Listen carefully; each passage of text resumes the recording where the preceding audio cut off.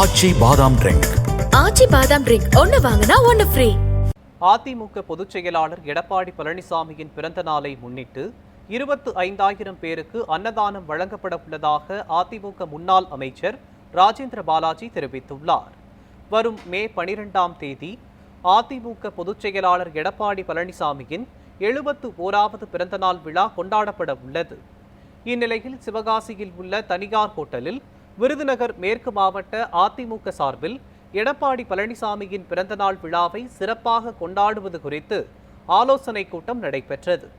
இந்த கூட்டத்தில் விருதுநகர் மேற்கு மாவட்ட நிர்வாகிகள் ஏராளமானோர் கலந்து கொண்ட நிலையில் பிறந்த நாளை சிறப்பாக கொண்டாடுவது தொடர்பாக தீர்மானம் நிறைவேற்றப்பட்டது.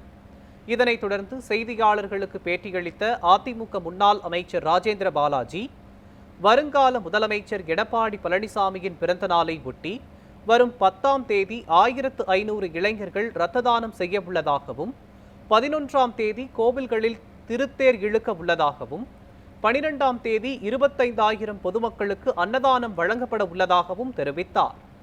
தொடர்ந்து பேசிய அவர், எடப்பாடி பழனிசாமி நீண்ட ஆயுளோடு வாழ வேண்டி கோவில்கள், மசூதிகள், தேவாலயங்களில் சிறப்பு பிரார்த்தனை மேற்கொள்ள உள்ளதாகவும் கூறினார்.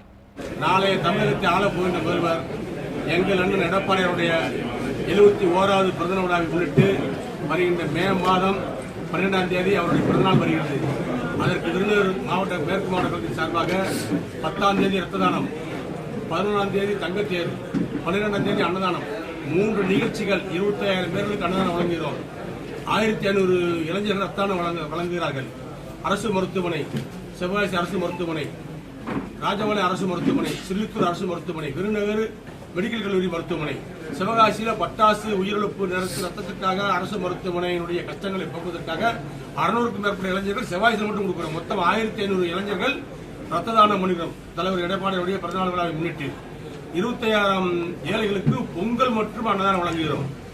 6 இடங்களிலே முக்கிய ஆலயங்களிலே தங்கத்தேர்களுக்கு சிறப்பு வழிபாடு செய்கிறோம்.